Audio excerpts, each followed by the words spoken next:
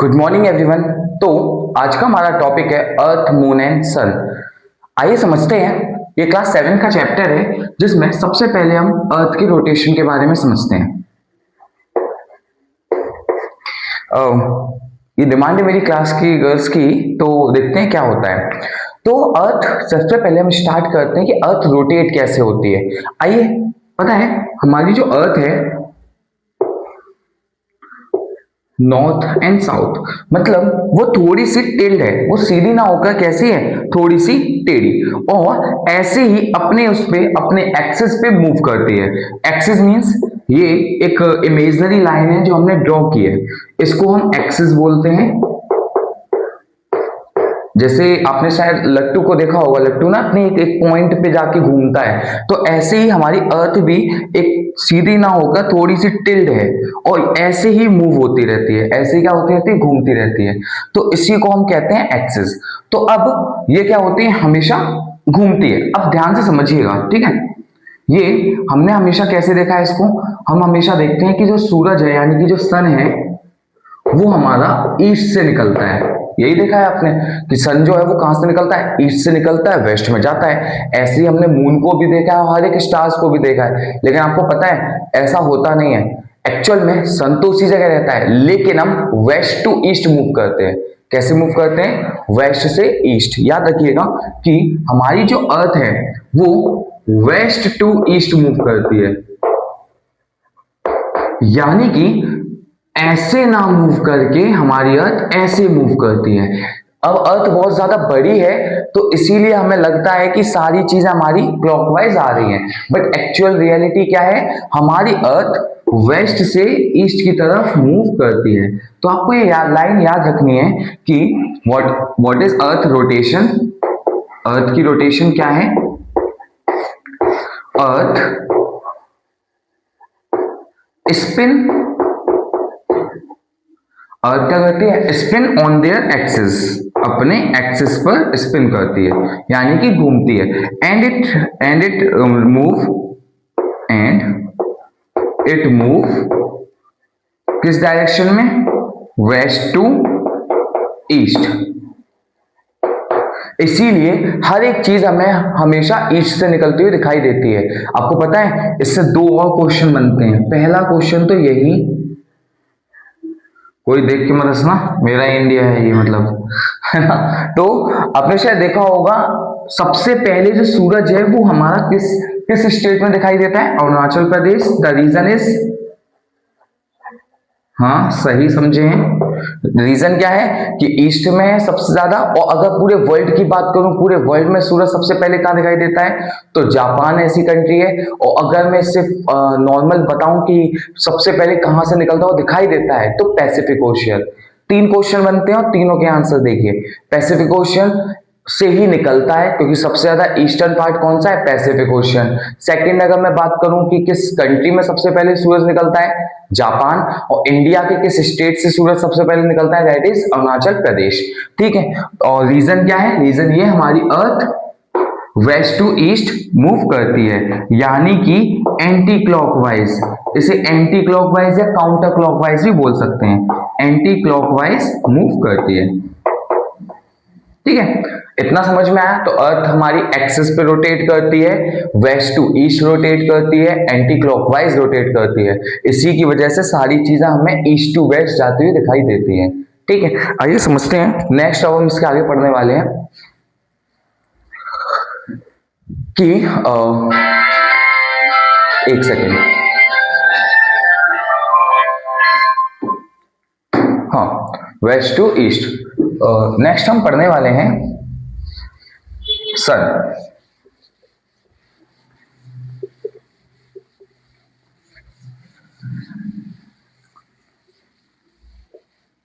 शायद आपने देखा होगा, हुआ क्या कि हमारी जो अर्थ है शायद आपने अभी इस टाइम पे नोटिस किया होगा, हमारी जो सुबह है बहुत जल्दी हो जाती है। सूरज दादा जो हैं वो आपको टाइम से पहले दिखाई दे जाते होंगे, कभी कभी सुबह 4:30 बजे, 5 बजे, और शाम को भी 7 बजे तक रहते हैं। लेकिन विंटर में ऐसा नहीं होता। विंटर में शायद आपने देखा होगा कि 5 या 6 बजे ही सूरज थोड़ा थोड़ा डाउन होना स्टार्ट हो जाता है, और 6, 6:30 बजे तक तो एकदम गायब हो जाता है, अंधेरा हो जाता है। और जबकि सुबह भी 5:30, 6 बजे के बाद निकलता है। तो रीजन जानते हो? समझते हैं। देखिए, ये हमारा सन है, ठीक है। हम जानते हैं कि सारे के सारे जो जो हमारी अर्थ है, जितने भी जो प्लेनेट हैं, वो एक चक्कर लगाते हैं सन का, एक पूरे 365 दिन में चक्कर लगाते हैं। हमारी अर्थ 365 डेज और 6 आवर, अप्रॉक्स 6 आवर लेती है, ठीक है, सन का एक पूरा चक्कर लगाने में। अब थोड़ा समझते हैं, हम इसको ऐसे समझते हैं।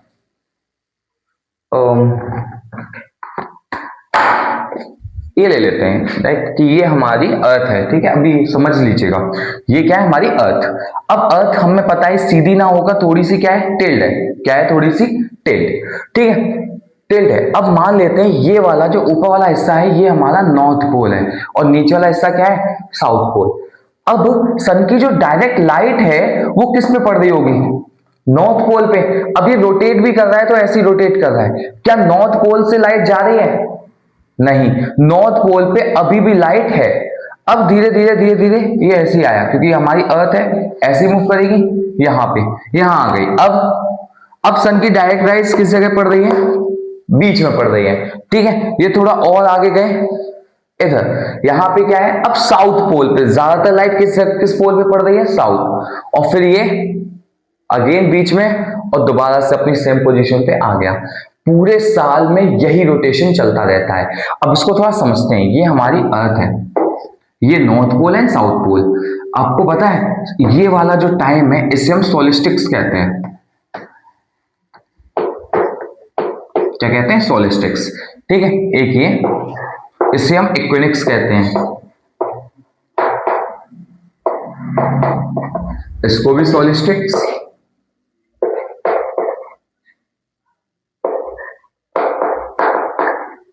और ये इक्विनिक्स।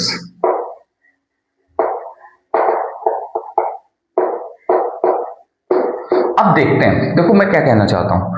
यहां पे हम नॉर्थ पोल है, हम जानते हैं ना, हमारे इंडिया भी नॉर्थ पोल पर ही है, नॉर्थ पोल सॉरी, मतलब नॉर्थन हेमिस्फीयर पे है। तो हमारा इंडिया भी यहां पर है।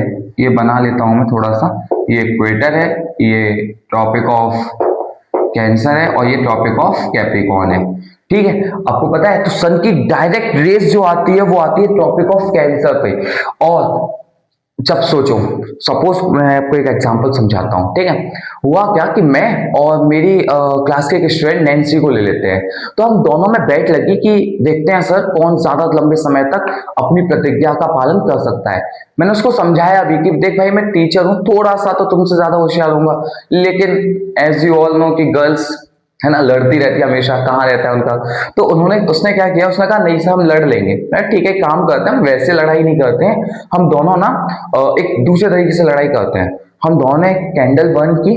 कैंडल बर्न करते ही मैंने उससे बोला कि जिसका भी हाथ बहुत लंबे समय तक उस फ्लो में, मतलब उस फायर में रहेगा, वो ज्यादा होशियार होगा। और उसने कहा ठीक है। अब उसने क्या किया, उसने ये कैंडल बर्न हो रही है, उसने अपना हाथ यहाँ पे रख लिया, ठीक है। और जबकि बहुत ज्यादा दूर था, जब और मैंने अपना हाथ यहां रखा, तो किसको ज्यादा जलन महसूस हो रही होगी? ऑफ कोर्स ऊपर वाले को। रीजन क्या है? रीजन है सन की डायरेक्ट रेस, उसकी उस लॉ की डायरेक्ट रेस उस पर पड़ रही थी। ऐसे ही सन की डायरेक्ट रेस इस समय ट्रॉपिक ऑफ कैंसर पे पड़ती है, और ये इस समय बहुत भयंकर गर्मी महसूस करता है, हमारे यानी कि हमारा इंडिया भी। ये जो डेट है दैट इज 21 जून। ये हमारा सबसे बड़ा दिन होता है, इसको हम सबसे बड़ा दिन बोलते हैं, ठीक है। Largest day of northern hemisphere is known as 21 June. Largest day of, सबसे बड़ा दिन ऑफ नॉर्थन हेमिस्फीयर। अच्छा, ये सबसे बड़ा दिन है नॉर्थन हेमिस्फीयर का, लेकिन सबसे लंबी रात, लॉन्गेस्ट नाइट, ये किस हेमिस्फीयर की होगी? साउथर्न हेमिस्फीयर की। किस हेमिस्फीयर की होगी? साउथर्न हेमिस्फीयर की होगी। यहां से आगे ये है हमारे इक्विनोक्स। इक्विनोक्स मतलब क्या होता है, जहां पे ना ज्यादा लंबे दिन होते ना ज्यादा लंबी रात, अप्रॉक्स 12 आवर्स का ही दिन और 12 आवर्स की रात होती है, इसीलिए इसे इक्विनोक्स कहा जाता है। ठीक है, क्या कहा जाता है, इक्विनोक्स। इक्विनोक्स हमेशा 22 सितंबर 21 टू 21 और 22 दोनों सितंबर मनाई जाती है। तो 22 सितंबर यहाँ पे आ जाएंगे तो ये 22 दिसंबर, ये क्या है सर, ये हमारा समर सॉलिस्टिक्स है, क्योंकि हम नॉर्थन हेमिस्फीयर में रहते हैं इसीलिए हम इसे समर सॉलिस्टिक बोलते हैं, गर्मी आती है, और इसे हम विंटर सॉलिस्टिक बोलते हैं। क्या बोलते हैं, विंटर सॉलिस्टिक। यहाँ पे हमारा सबसे छोटा दिन होता है, यानी कि जो सूरज दादा हैं वो बहुत लेट आएंगे और बहुत जल्दी चले जाएंगे। ठीक है, लेकिन किस हेमिस्फीयर पे ज्यादा लंबे टाइम तक रहेंगे, तो वो साउथर्न हेमिस्फीयर पे। तो 22 दिसंबर हमारा विंटर सॉलिस्टिक्स और 21 जून हमारा समर सॉलिस्टिक्स। ऐसे ही इक्विनोक्स में ये हमारे ऑटम सीजन वाले होते हैं, तो ये ऑटम वाला होता है, ऑटम, और ये हमारा होता है स्प्रिंग। ठीक है, फिर यहां से 22 दिसंबर से कहां पे आ गए, मार्च। तो यहाँ पे भी आ जाइए 21 मार्च, 21 टू 22 दोनों ही लिख लेते हैं तो कोई इशू नहीं है।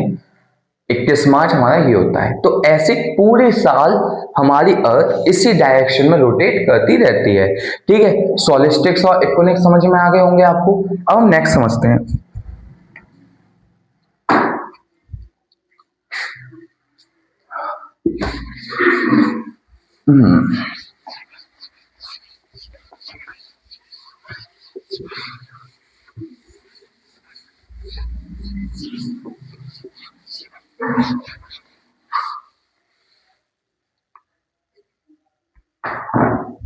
नेक्स्ट है हमारा, जैसे हम जानते हैं कि एक्लिप्स होते हैं। एक्लिप्स मतलब होता है ग्रहण।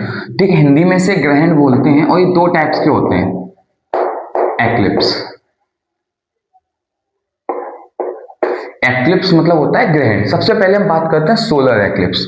सोलर एक्लिप्स मींस इस समय हमें सूरज नहीं दिखाई देता। देखो, जब सूरज यानी कि सन और अर्थ के बीच में, किसके बीच में, अर्थ के बीच में मून आ जाता है। एक्चुअल में मून इतना बड़ा नहीं है, मून बहुत छोटा है, लेकिन हम मान सकते हैं कि इन दोनों के बीच में आ जाता है। तो जब ये बीच में आ जाता है तो इसको कवर कर लेता है। क्या कर लेता है, कवर। तो अब इसको हम लिखेंगे कैसे, what is solar eclipse, when the moon is arrived between the sun and earth, so the shadow of moon, जो shadow of moon है, that can be seen in by the earth। जो shadow है moon की वो हमें क्या हो जाती है, दिखाई देती है अर्थ पे। इसी को हम क्या कहते हैं, सोलर एक्लिप्स। यानी कि जब सूरज और अर्थ के बीच में मून जो है वो आ जाता है, उसे हम क्या कहेंगे, एक्लिप्स कहेंगे। लेकिन इसके भी दो टाइप्स हैं। पहला है हमारा टोटल सोलर एक्लिप्स, और सेकंड है हमारा पार्शियल सोलर एक्लिप्स। देखो, टोटल मींस कंप्लीट, यानी कि एक जो सूरज है वो मून के द्वारा कंप्लीटली ढक दिया जाए, उसे हम कहेंगे टोटल सोलर एक्लिप्स। और पार्शियल मींस थोड़ा बहुत, यानी कि उसकी जो छाया जो है वो पड़ तो रही है लेकिन उतनी ज्यादा नहीं पड़ रही, बहुत हाफ में या बहुत कम आधे पार्ट्स में पड़ रही है, उसे हम पार्शियल कहेंगे। अब एज वी ऑल नो कि हम लोग क्या करते हैं, हम लोगों को सोलर एक्लिप्स देखने का बहुत ज्यादा मन करता है, हम लोग देखते ही देखते हैं, लेकिन उसके आने वाली जो रेज होती है वो बहुत ज्यादा हार्मफुल होती है, उसको हमें नॉर्मली नहीं देखना चाहिए। तो अब हुआ क्या, हम लोग बहुत ज्यादा यूनिक टेक्निक अपनाते हैं। सबसे पहले हम क्या करेंगे, हम सूरज को देखेंगे, नॉर्मल आइज से तो नहीं देख सकते, तो उसके लिए कुछ गॉगल्स यूज करने पड़ते हैं जो एक्लिप्स के ही गॉगल्स होते हैं। ठीक है, एक्लिप्स गॉगल हम यूज कर सकते हैं। सेकंड, एक्सरे जो है नॉर्मल, हम उससे भी हम देख सकते हैं, बट वो ज्यादा हार्मफुल, ज्यादा अच्छा नहीं रहता, बट हम देख सकते हैं। ठीक है, सेकंड है हम लोग, और इसको देखने के लिए कुछ ऑब्जर्वेशन सेंटर बनाए जाते हैं, हम वहां से भी हमें ये चीजें देखनी चाहिए। हमें नॉर्मल नहीं देखना चाहिए इसको, लेकिन ऑब्जर्वेशन सेंटर और इन सब चीजों से हम इसको देख सकते हैं। टोटल सोलर एक्लिप्स और पार्शियल सोलर एक्लिप्स। अच्छा, इसे देखना क्यों नहीं चाहिए, क्योंकि सन की जो इंटेंसिटी है, सन की जो रेज जो आ रही हैं वो हमारे लिए अभी भी हार्मफुल ही हैं।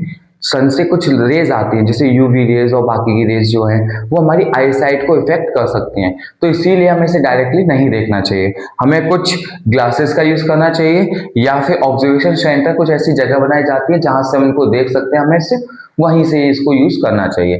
ठीक है, ये हमारा सोलर एक्लिप्स है। इसके दो टाइप्स थे, टोटल सोलर एक्लिप्स और पार्शियल सोलर एक्लिप्स। सेकंड है लूनर एक्लिप्स। अच्छा, लूनर एक्लिप्स क्या होता है?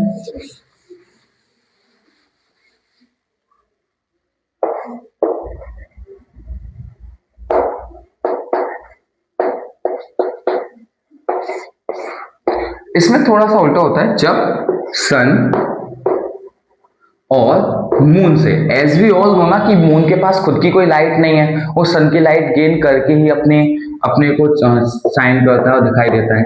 तो सन और मून के बीच में जब अर्थ आ जाता है, क्या आ जाती है? अर्थ आ जाती है। तो इसी वजह से कुछ अर्थ की शेडो मून पे बनती है, जो जिसकी वजह से हमें जो मून होता है उसका थोड़ा सा पार्ट नहीं दिखाई देता। ठीक है, इसके भी दो टाइप्स हैं, एक तो है total lunar eclipse and the second one is partial lunar eclipse।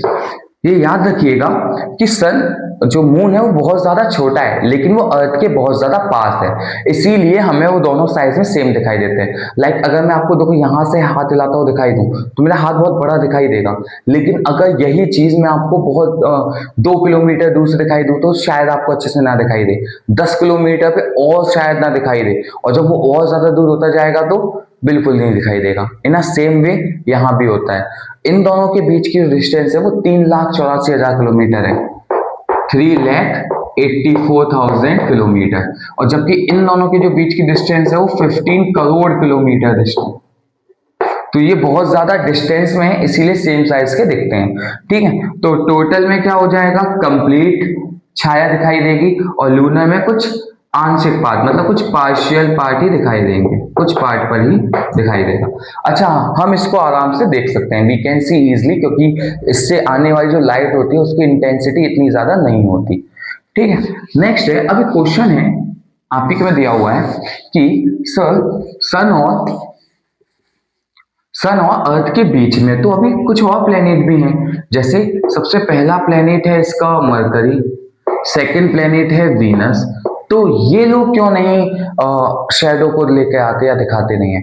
Actual में ये भी इतने ही है, क्योंकि ये मरकरी जो बहुत ज्यादा छोटा है, सेम मून से तो बड़ा है लेकिन हमारी अर्थ से बहुत ज्यादा दूर है और छोटा है। जैसे जैसे डिस्टेंस बढ़ती जाएगी वैसे वैसे उनके बीच उनका जो साइज है वो और ज्यादा छोटा होता जाएगा। इसीलिए ये जब रास्ते में आते भी हैं तो भी हमें इनको शो नहीं होता, लेकिन कभी कभी ऐसा बहुत कम चांस बार हुआ है, वीनस हमें एज अ स्पॉट के रूप में दिखाई दिया है सन के ऊपर। किसके रूप में दिखाई दिया है? स्पॉट के ऊपर। कौन सा? वीनस। तो ये वाला जो चैप्टर है इसमें हमने बहुत सारी चीजें सीखी हैं, साथ में हमने यहाँ पे लूनर एक्लिप्स और सोलर एक्लिप्स सीखा है। बाकी वीडियो अच्छी लगी हो तो लाइक करें, शेयर करें। Thank you.